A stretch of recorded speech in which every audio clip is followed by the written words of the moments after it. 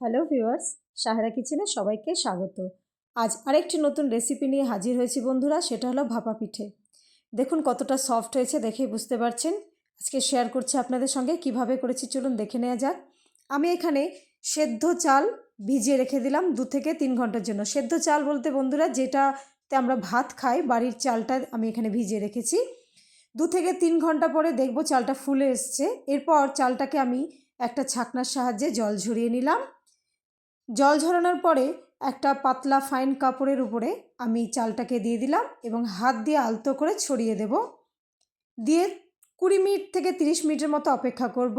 খুব বেশি শুকোবেন না বন্ধুরা, নইলে হবে না। 20 মিনিট পরে এই চালটাকে আমি একটা মিক্সিং জারে নিয়ে নেব। মিক্সিং জারে নিয়ে নিলাম। এরপর এটাকে আমি ব্লেন্ড করে নেব, ফাইন করে ব্লেন্ড করে নেব। ব্লেন্ড করার সময় বিন্দুমাত্র জল দেবেন না বন্ধুরা, জল ছাড়া এটা করতে হবে। হয়ে গেছে। এবার চালের গুঁড়োটাকে আমি একটা বোলের মধ্যে নিয়ে নিলাম। এরপর এর মধ্যে আমি দিয়ে দিলাম 1 চামচ লবণ আর অল্প একটু জল দিয়ে আটাটাকে মেখে নেব। খুব বেশি জল দেবেন না, অল্প জল দেবেন বন্ধুরা। খুব বেশি চাপ দিয়ে মাখবেন না, আলতো করে মেখে নেবেন। আমার মাখা হয়ে গেছে। এরপর আমি একটা ছোট বাটি নিয়েছি, সেই বাটিতে প্রথমে একটু চালের গুঁড়ো দিয়ে দিলাম। তারপর মাঝখানটায় দিয়ে দেব গুড়, নলেন গুড় হোক বা যে কোনো নর্মাল গুড় দিতে পারেন। আমি দিয়ে দিলাম। গুড় দেওয়ার পরে আমি এখানে অল্প একটু নারকেল কোড়া দিয়ে দিলাম। তারপর আরেকটু চালের গুঁড়ো দিয়ে এটাকে ঢেকে দেব। ঢেকে দিলাম।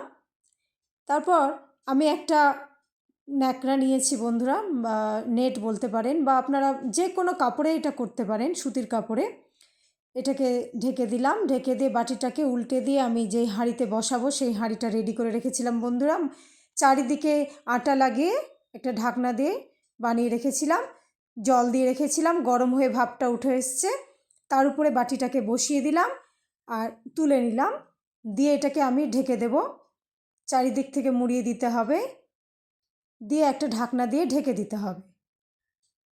ঢেকে দিলাম। দিয়ে 5 মিনিটের মতো অপেক্ষা করব। 5 মিনিট পরে ঢাকনাটা তুলে নিব। দেখব কতটা পিঠে কীরকম কী হলো। খুলে নিচ্ছি।